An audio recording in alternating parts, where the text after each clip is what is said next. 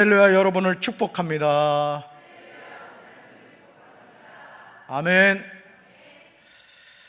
오늘 요한복음 1장 1절부터 14절까지 말씀으로 우리 가운데 거하십니다. 우리 가운데 거하십니다. 이런 제목으로 말씀의 은혜를 나누고자 합니다. 사람은 누구나 정해진 때를 살아갑니다. 조금 더 살고 싶다고 더 사는 것도 아니고 죽고 싶다고 죽는 것이 아닙니다. 우리는 자신이 원하든 원하지 않든 자신에게 주어진 생애를 살아야 합니다. 이것이 하나님이 사람에게 정해놓으신 삶의 법칙입니다. 그러므로 저와 여러분의 삶에서 소중하지 않은 순간은 없습니다. 왜냐하면 우리는 하루하루 살아가기 때문입니다. 살다 보니 어느덧 나이가 80세가 되었고 90세가 됩니다. 이제 우리 주변에서 100세가 넘으신 어르신들을 어렵지 않게 뵐 수 있습니다. 그래서 저는 목회를 하는 목사다 보니까 이제 장례식을 집례할 때가 많습니다.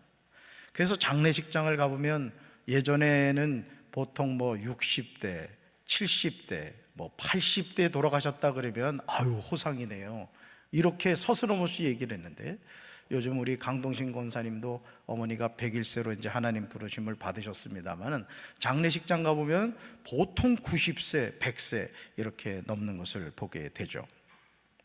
앞으로 대한민국 국민의 평균 수명이 100세가 되는 때가 온다고 합니다.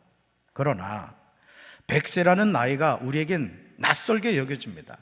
하지만 100세가 되신 분들을 인터뷰해 보면 그분들이 한결같이 하는 말씀이 있어요. 그게 뭔지 아세요? 살다 보니 한순간 100세가 됐다는 거예요.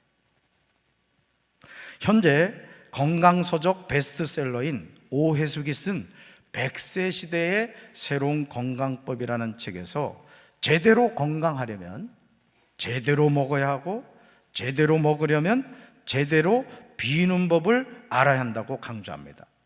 챕터 2에서 병이 낫고 건강해지는 원리를 제시하고 있어요. 오늘 성탄절에 나오신 여러분들에게 제가 특별히 선물로 드리는 거예요. 한번 볼까요? 첫째, 읽어볼까요? 내 몸의 온도를 올린다. 두 번째요, 내 몸의 간을 맞춘다. 세 번째, 내 몸의 똥찌꺼기를 빼낸다. 좀 그래요, 그죠? 자, 네 번째, 내 척추의 좌우 균형을 맞춘다. 다섯 번째, 내 몸의 독을 없앤다. 여섯 번째요, 내 몸의 뼈를 달군다. 이거 아멘 하면 안 돼요. 오해숙이 제시하고 있는 병이 낫고 건강해지는 6가지 원리들에서 중요한 것은 단식입니다. 단식. 오래전부터 사람들은 일상생활에서 단식을 해왔습니다. 그러므로 오해숙은 단식을 몸의 초기화 혹은 리셋이라고 주장합니다. 우리 청소년들이나 청년들 컴퓨터 쓰다가 다운되면 어떻게 해요? 리셋 버튼 누르죠? 그러듯이 우리 몸도 리셋 버튼을 누르는 것이 있는데 그게 뭐다? 단식, 음식을 끊는 그런 것을 말한다는 거죠. 그것을 잘게 쪼개서 이해할 수 있게 나눠서 생각한 것을 6가지 정도로 구분해서 여러분들에게 소개해 드린 겁니다. 그러면서 오해숙 생활 단식에서 건강하게 빼자고 주장하는 것이 뭐냐 이거예요. 3일 단식을 일상으로, 10일 단식을 문화로 만들자 이거예요. 가난하던 보릿고개를 생각하면 격세지감이 느껴지는 구호지만 이제 우리나라는 과체중으로 고민하고 있습니다. 제가 여러분을 이렇게 얼굴을 탁 보니까 과체중이 아닌 사람이 별로 없어. 뱃살이 지금 춤을 추는 분들이 있어. 참, 여러분 예전에는 사장님 하면 어때요? 배가 나왔어야 돼. 저희 아버지가 배가 좀 나오셨거든요. 그 풍채가 있으니까 어디 가면 무조건 사장님이래. 근데 요즘 사장님들은 알죠? 호리호리합니다. 왜? 체중 관리를 잘해가지고 뱃살 나온 사람은 게으른 사람이에요. 저를 포함해서. 사랑하는 성도 여러분, 저와 여러분이 이 세상을 살아가는 때는 단 한 번뿐입니다. 불교에서 주장하듯이 인생은 윤회되지 않습니다. 윤회란 수레바퀴가 끊임없이 구르는 것과 같이 중생이 번뇌와 업에 의하여 3계 6도의 생사세계를 그치지 아니하고 돌고 도는 일을 말합니다. 그러나 우리 기독교에서는 모든 일이 시작이 있으면 반드시 끝이 있습니다. 그러니까 불교는 이게 윤회적인 개념이라면 우리 기독교는 수직적인 개념입니다. 시작과 끝이 있다라는 것이죠. 그러므로 우리는 자신에게 주어진 삶을 지혜롭고 성실하게 살아야 됩니다. 늘 주어지는 일상인 것 같아도 흘러간 시간은, 지나간 세월은 다시 돌이킬 수 없습니다. 하나님이 주신 지혜를 선물로 받은 솔로몬은 전도서 1장 4절에서 이렇게 고백하고 있어요. 같이 읽습니다. 한 세대가 가고 또 한 세대가 오지만 세상은 언제나 그대로다. 아멘. 한 세대는 갑니다. 한 세대는 옵니다. 그러나 세상은 언제나 그대로입니다. 우리 주변에 있는 자연 만물을 우리는 하찮게 보지만 사실 사람보다 그들이 더 오래 사는 것을 보게 됩니다. 사람은 죽지만 자연 만물은 추나추동에 맞게 활동합니다. 그래서 제가 집사람하고 금강둔치 이렇게 운동을 하러 나가서 이렇게 자전거를 타거나 걸으면서 집사람하고 하는 얘기 가운데 하나가, 여보, 저기 있는 저 나무는 특별한 일이 없으면 계속 커가겠지? 저기 있는 저 코스모스는 한 해가 다 돼서 시들지만 다음 해에 또 꽃이 피겠지? 근데 우리 인생은 참 거시기하네. 이런 얘기를 해요. 목사 사모가 얘기하는 게 수준이 있죠? 그러므로 한 세대가 간다는 사실을 기억하고 우리는 일시적인 것을 붙잡고 살아가는 삶이 아니라 영원한 것을 알고 붙잡는 지혜를 가져야 될 줄로 믿습니다. 말씀이 육신이 되어 성령으로 동정녀 마리아에게서 아기 예수님으로 오신 성탄절에 요한복음 1장 1절부터 14절은 우리에게 세상의 일시적인 것이 아니라 영원한 것을 붙잡는 비결을 제시하고 있습니다. 요한복음을 기록한 사도 요한은 예수님이 가장 사랑한 제자였습니다. 예수님의 12제자 가운데 유일하게 자신에게 주어진 수명을 다해 AD 100년쯤에 96세 나이에 죽었다고 합니다. 그러니까 예수님의 12제자 가운데 제 목숨대로 살고 죽은 사람은 이 사도 요한밖에 없었던 것이죠. 이것은 하나님이 사도 요한에게 맡기신 사명이 있었기 때문에 오늘 저와 여러분의 삶도 마찬가지입니다. 우리 인생은 언제까지 진행되느냐? 사명이 닿을 때까지인 줄로 믿습니다. 사명이 있는 사람은요, 죽었다가도 살인하는, 어떤 상황에서도 하나님이 그를 살리시는 거죠. 그렇다면 사도 요한이 증언하고 있는 예수님은 어떤 분이십니까? 개역 개정판 성경에서 요한복음 1장 1절부터 18절까지 내용을 파란 글자로 써놨는데 이렇게 써놨어요. 말씀이 육신이 되시다, 이렇게 제목을 달아놓았습니다. 사도 요한이 기록한 요한복음을 읽어보시면 그가 전하고자 하는 예수 그리스도에 관한 내용이 자연스럽게 진행됨을 보게 됩니다. 말씀 같이 읽어볼까요? 태초에 말씀이 계시니라. 이 말씀이 하나님과 함께 계셨으니 이 말씀은 곧 하나님이시니라. 아멘. 계속 반복해서 무슨 낱말이 나오죠? 말씀, 말씀, 말씀이 나옵니다. 사도 요한은 예수 그리스도를 소개하면서 말씀이 계셨다고 합니다. 다시 말해서 우주가 존재하기 전에 말씀 되시는 그리스도가 계셨습니다. 그런데 그분은 하나님과 함께 계셨으며 바로 그분이 누구다? 하나님이시다, 이거예요. 얼마나 놀라운 사실입니까? 많은 표현 중에 사도 요한은 예수님을 말씀, 헬라어 로고스로 접근하고 있습니다. 그리고 말씀 되시는 예수님이 성부 하나님과 함께 계셨습니다. 그런데 이 말씀이 곧 누구시다? 성자 하나님이십니다. 우리는 요한복음 1장 2절과 3절에서 삼위일체 하나님을 만나게 됩니다. 말씀이신 그분은 세상이 창조되기도 전에 성부 하나님과 함께 계셨고 모든 것이 말씀이신 그분을 통하여 지음을 받았습니다. 지음을 받은 것 중에서 어느 것 하나도 말씀이신 그분 없이 지어진 것이 없습니다. 한번 같이 읽어볼까요? 천지 창조는 삼위일체 하나님의 작품입니다. 아멘. 사랑하는 성도 여러분, 성탄절을 맞이할 때마다 우리는 동정녀 마리아에게서 성령으로 잉태되시고 탄생하신 예수님을 생각하게 됩니다. 하지만 이미 예수님은 말씀을 통하여 우리 가운데 오셨다는 사실입니다. 히브리서 1장 1절은 이 사실을 증언하고 있습니다. 우리 말씀 같이 읽습니다. 오랜 옛날에 하나님께서는 환상으로나 꿈으로나 또는 직접 말씀하시거나 하여 예언자들을 통해서 우리 조상들에게 조금씩 자신의 계획을 말씀해 주셨습니다. 아멘. 옛적의 선지자들 통하여 여러 부분과 여러 모양으로 우리 조상들에게 말씀하신 하나님이 계셨습니다.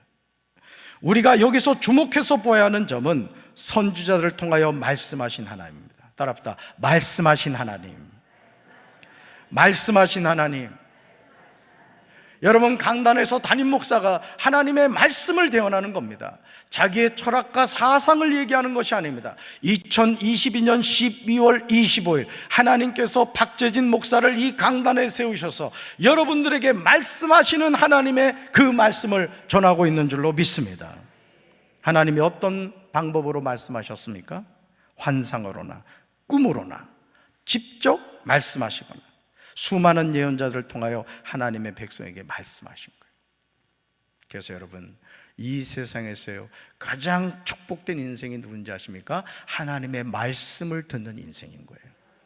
아멘이십니까? 제가 일부 예배를 마치고 잠깐 목양실에 가가지고 이렇게 뭘 좀 보다가 보니까 요즘 젊은 남녀가 배우자를 선택하는 기준의 1순위가 우리는 흔히 뭐 돈이 많냐, 많이 배웠냐, 또 저같이 얼굴이 잘생겼냐 이런 걸 보질 않는다는 거예요. 뭔지 아십니까? 성격을 본다는 거예요. 성격을. 남편감 첫 번째도 보는 게 성격이고 아내감 첫 번째 보는 것도 성격이라는 거예요. 참 많이 바뀌었죠. 자, 그런데요, 이런 하나님의 말씀하심이 달라졌다는 거예요. 요한복음 1장 14절을 보시면 그 방법이 무엇인지 구체적으로 나옵니다. 우리는 하나님의 이런 일하심이 성탄절의 기원이 되었음을 알게 됩니다. 자, 읽어볼까요? 말씀이신 예수 그리스도가 성육신 하신 겁니다. 다시요. 말씀이신 예수 그리스도가 성육신 하신 겁니다. 이 날이 무슨 날이에요? 성탄절이라 이거예요. 성탄절. 아멘. 야, 성탄절이 뭐냐? 누군가 물어봤을 때 성탄절 그건 말씀이신 예수 그리스도가 성육신 뭐야? 육체를 입고 오신 날이야. 이렇게 설명할 수 있어야 된다는 거예요. 자, 성경 말씀 읽어볼까요? 같이 읽습니다. 말씀이 육신이 되어 우리 가운데 거하심에 우리가 그의 영광을 보니 아버지의 독생자의 영광이요 은혜와 진리가 충만하더라. 아멘. 말씀 되시는 예수 그리스도가 온전한 사람이 되어 우리 가운데 사셨습니다. 우리가 그분의 영광을 보니 하나님 아버지의 외아들의 영광이었고 은혜와 진리가 충만하였습니다. 얼마나 놀라운 이야기입니까? 말씀이신 성자 하나님이 사람이 되신 거예요. 할렐루야. 그렇다면 예수 그리스도가 말씀이 육신이 되신 이유가 뭘까? 왜 육체를 입고 이 세상에 태어나셨을까? 요한복음 1장 4절에 사도 요한은 이렇게 소개합니다. 같이 읽습니다. 그 안에 생명이 있었으니 그 생명은 사람들의 빛이라. 아멘. 성도 여러분, 예수님 안에 뭐가 있었다? 생명, 라이프가 있었다는 거예요. 생명. 그런데 그 생명은 사람들의 뭐다? 빛이었다. 더 라이트였다는 거예요. 우리는 여기서요 중요한 사실을 알게 돼요. 다시 말해서 말씀이 육신이 되어 우리 가운데 거하시는 예수 그리스도를 영접한 사람과 예수 그리스도를 영접하지 않은 사람은 근본적으로 다른 점이 있다는 사실입니다. 제가 우리 교회 그 시계를 예쁘게 만들었어요. 스테인레스로 해가지고 저 엘린 카페 가보면 그 시계가 있어. 식당에도 걸려있고. 근데 신기하죠? 그 시계가요 어떤 시계는 착각착각착각 가는 시계가 있고 어떤 시계는 잠자는 시계 있어요. 그럼 건전지가 없느냐? 뒤를 돌아보면 여러분 시계가 이렇게 생겼잖아. 참 담임 목사가 친절해. 시계가 이래 생겼다고. 그 뒤로 딱 돌아보면 시계를 움직이게 하는 그 부품이 있단 말이죠. 딱 보니까 건전지가 있어. 근데 시계가 안 가는 거야. 왜 안 가는가 하고 봤더니 건전지 사이에 종이를 끼워놓은 거야. 종이를. 오늘 별거 많이 배우고 가십니다. 그래가지고 그 시계를 살리는 방법이 뭐냐? 종이를 딱 빼면 돼. 그럼 그때부터 시계가 척각척각 한다. 여러분 안에 하나님 계신 줄로 믿습니다. 성령이 계신 줄로 믿습니다. 예수님이 와 계신 줄로 믿습니다. 그런데 그 생명이시고 빛이 되시는 예수님이 왜 내 인생의 주인이 되시지 못하느냐? 종이가 끼어 있단 말이에요. 종이가. 그게 뭐냐? 죄라는 거예요. 죄. 그 죄 문제를 해결해야 생명을 찾게 되고 빛을 회복하게 되는 줄로 믿습니다. 저는 오늘 이 성탄절 예배에 참석하신 모든 분들이 여러분 안에 있는 죄의 문제를 해결받고 생명의 빛이 되시는 예수님을 통해 하나님의 자녀로 거듭나게 되기를 주님의 이름으로 축원합니다. 바로 그것이 뭐다? 생명이라는 거예요.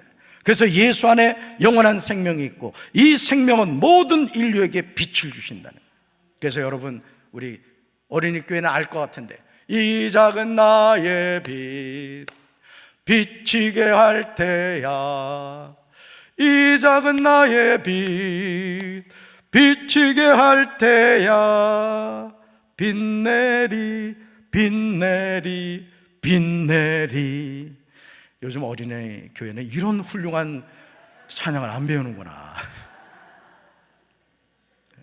목사님이 저기 교회 학교 다닐 때 이 훌륭한 이 노래를 배웠는데, 근데 이 빛이 치읓이 아니라 지읒이 되면 큰일 나는 거야. 그런 빛 내면 안 돼. 여러분, 사도 바울은요, 에베소서 2장 1절에서 다음과 같이 증언하고 있어요. 같이 읽습니다. 그는 허물과 죄로 죽었던 너희를 살리셨도다. 아멘. 사랑하는 성도 여러분, 예수 그리스도 안에 뭐가 있었다? 생명이 있었다. 따라합시다. 생명이 있었습니다. 아멘. 그러므로 생명 되시는 예수 그리스도를 영접하는 사람은 허물과 죄로 죽었던 존재가 이제는 다시 살게 됩니다. 마치 그 시계에 건전지가 끼어 있었지만 종이 한 장이 끼어 있어서 시계가 시계 역할을 못했던 것과 마찬가지로 나와 하나님 사이의 죄 문제를 해결하지 못해서 하나님의 자녀로 살아야 될 하나님의 자녀가 하나님의 자녀로 살지 못하고 있다는 거예요. 바울은 이것을 불순종과 죄로 인하여 영적으로 죽은 사람들이었다고 표현합니다. 그러나 예수 그리스도 안에는 생명이 있고 그 생명은 사람들의 빛이었음에도 그 빛이 어둠 속에서 빛을 발했지만 어둠은 그 빛을 깨닫지 못했다는 거예요. 여러분, 아파트 40평이 중요합니까? 아니면 가족 간의 사랑이 중요합니까? 이런 질문하면 목사님 그걸 질문이라 하세요. 당연히 사랑이죠. 근데 여러분, 그렇게 사십니까? 아파트 40평 얻겠다고 사랑을 잊어버리고 살아가고 있진 않아요? 나를 낳아주신 부모님, 효도해야 되는 것 머리로는 알죠. 근데 여러분 아세요? 부모를 집에서 키우는 애완견보다도 효도하지 않는 자녀들 많습니다. 우리 애완견 키우는 분들 잘 들으세요. 애완견에 들어가는 만큼만 부모님에게 용돈 드려보세요. 효녀 낳았다고 할 겁니다. 오늘 우리가 정말 중요한 걸 잊어버리고 살아가고 있다는 거예요. 그러므로 로마서 13장 12절에서 바울은 어둠 가운데 살아가는 영혼들을 향해 이렇게 권면해요. 같이 읽습니다.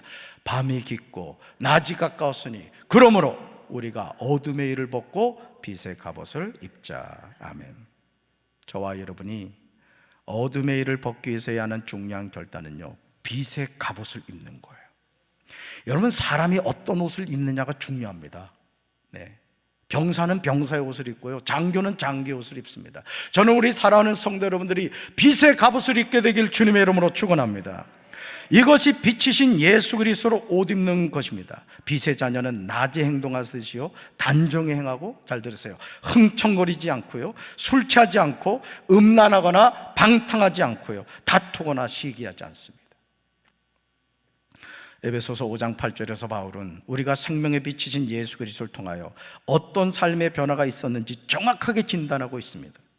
이 세상에서 저와 여러분이 하나님의 자녀로 산다는 것은 자신의 신분이 어떻게 변화가 되었는가를 바로 알아야 하는 거예요. 말씀 같이 읽습니다. 너희가 전에는 어둠이더니 이제는 주 안에서 빛이라, 빛의 자녀들처럼 행하라. 아멘. 말씀이 육신이 되어 예수님이 이 세상에 오기 전에 우리는 누구나 어둠이었습니다. 어둠. 그러므로 열매 없는 어둠의 일에 참여하는 삶을 살았습니다. 하지만 이제는 예수 그리스도가 말씀이 육신이 되어 우리 가운데 거하심으로 빛의 자녀들이 된 줄로 믿습니다. 믿습니까? 자꾸 음흉하고 컴컴한 데로 기어들어가는 그런 바퀴벌레 같은 인생을 살아가지 마십시오. 빛의 자녀답게 당당하게 하나님의 자녀로 가슴을 펴고 믿음 안에서 살아가는 성도들 되기를 주님의 이름으로 축원합니다. 하나님은 생명이 되시고 이 생명을 통하여 사람들의 빛이 되시는 예수 그리스도를 전하기 위해서 수많은 선지자들을 보냈어요. 자, 볼까요? 같이 읽습니다. 성경 66권이 증언하는 핵심이 생명의 빛이 되시는 예수 그리스도입니다. 아멘. 구약 39권은 앞으로 오실 메시아신 예수 그리스도를 전하고 있습니다. 신약 27권은 오신 메시아이신 예수 그리스도를 전하고 있고 재림하실 예수 그리스도를 전하고 있습니다. 요한복음 1장 6절부터 8절에 나오는 세례 요한도 이 사명을 감당하려고 하나님께로부터 보내심을 받은 사람 가운데 하나입니다. 그가 증언하러 왔는데 곧 빛에 대하여 증언하고 모든 사람이 자기로 말미암아 빛이신 예수 그리스도를 믿게 하려 함입니다. 그는 생명의 빛이 절대 아닙니다. 이 빛에 대하여 증언하려고 온 사람이었다는 거예요. 여러분, 오늘 저와 여러분의 구원자는 2000년 전 유대 땅 베들레헴에서 동정녀 마리아에게서 성령으로 잉태하시고 오늘 이 성탄절에 태어나신 예수 그리스도신 줄로 믿습니다. 구원자는 한국에서 태어날 수 없습니다. 세계 어느 곳도 아니에요. 유대 땅 베들레헴에. 왜요? 미가 5장 2절에서 예언한 말씀이기 때문에 그렇습니다. 그런데 오늘 신천지에서 이만희가 구원자, 안상홍 장길자 하나님의 교회에서 구원자라고 그래요. 여러분, 이런 거짓된 사이비 이단에 속아서 자신의 영혼을 빼앗기지 않게 되길 주님의 이름으로 축원합니다. 우리는 세례 요한을 비롯한 구약 성경에 나오는 수많은 선지자 역할을 잘 깨달아야 돼요. 생명의 빛이 되시는 예수 그리스도와 그 빛을 전하는 선지자 역할은 같잖아요. 자체 빛을 내는 태양과 그 태양의 빛을 반사하는 달의 역할은 다른 겁니다. 여러분, 태양하고 달은 다릅니다. 근본적으로 다른 거예요. 그러므로 요한복음 1장 9절에서 사도 요한은 참빛 곧 세상에 와서 각 사람에게 비추는 빛이 있었다고 분명하게 소개합니다. 그러면서 10절에서 그가 세상에 계셨으며 세상은 그로 말미암아 지은 바 되었으니 세상이 그를 알지 못하였다고 증언합니다. 그러나 안타깝게도 세상에 오셔서 각 사람에게 비추는 참빛인 예수 그리스도가 자기 땅에 오셨지만 그분의 백성들이 그분을 받아들이지 않았다는 사실. 이것은 예수님의 오심을 기념하는 거룩한 절기인 성탄절인 지금도 마찬가지입니다. 여러분, 예수님 영접하셨습니까? 예수님이 여러분의 구원자임을 믿습니까? 여러분이 예수님을 통해 제사받고 하나님의 자녀 되었음을 믿습니까? 그렇다면 여러분은 하나님의 자녀입니다. 이것이 너무너무 중요하다는 거예요. 교회를 다닌다고 내가 천국 백성이 아닌 겁니다. 예수님을 영접하고 그 이름을 믿는 자가 하나님의 자녀가 되는 줄로 믿습니다. 이제 우리는 어둠의 일을 벗어버리고 예수 그리스도로 빛의 갑옷을 입어야 할 줄로 믿습니다. 하나님이 우리에게 허락하신 구원의 길을 저버리면 안 됩니다. 왜 예수님이 오셨는지 우리는 바로 깨달아야 할 줄로 믿습니다. 이제 우리의 구원이 처음 믿을 때보다 가까워졌습니다. 요한복음 1장 12절에서 요한은 생명의 빛이신 예수님을 영접하는 길을 알려줘요. 암송해야 될 말씀이에요. 같이 읽습니다. 영접하는 자, 곧 그 이름을 믿는 자들에게는 하나님의 자녀가 되는 권세를 주셨으니. 아멘. 하나님은 예수님을 영접하는 사람, 예수님의 이름을 믿는 자들에게 하나님의 자녀가 되는 권세를 주셨습니다. 이 권세를 선물로 받게 되길 주님의 이름으로 축원합니다. 이것은 우리가 예수님을 영접하기 전에 누구나 마귀의 자녀였다는 사실을 전제합니다. 내 남편이 아무리 착하고 선하게 살아도 우리 자녀들이 법 없이 살아갈 수 있는 그런 선한 마음을 가진 자녀라 할지라도 예수님 믿지 않으면 마귀의 자녀입니다. 자, 성경을 볼까요? 요한은 요한일서 3장 10절 상반절 이렇게 말해요. 같이 읽습니다. 이러므로 하나님의 자녀들과 마귀의 자녀들이 드러난다. 아멘. 자, 두 부류의 자녀들이 있죠. 누구 자녀? 하나님의 자녀들. 또요? 마귀의 자녀들이 있다는 거예요. 이제 우리는 분명히 알아야 돼요. 하나님의 자녀가 있듯이 마귀의 자녀가 있습니다. 저는 이 성탄절 예배 참여한 여러분 모두가 하나님의 자녀로 거듭나게 되기를 주님의 이름으로 축원합니다. 그렇다면 우리 가운데 거하시는 예수님이 누구와 함께 하십니까? 먼저 예수님을 영접한 사람이에요. 다음으로 예수님의 이름을 믿는 사람입니다. 이것은 혈통으로나 육정으로나 사람의 뜻으로 나지 않습니다. 따라합시다. 오직 하나님께로부터 난 사람들입니다. 아멘. 그러므로 이제 우리는 주변을 살펴봐야 돼요. 사도 요한이 증언하고 있듯이 예수님이 세상에 계셨습니다. 세상이 예수님으로 말미암아 생겨났는데도 세상은 예수님을 알아보지 못했어요. 예수님이 자기 땅에 오셨으나 그의 백성은 예수님을 맞아들이지 않았습니다.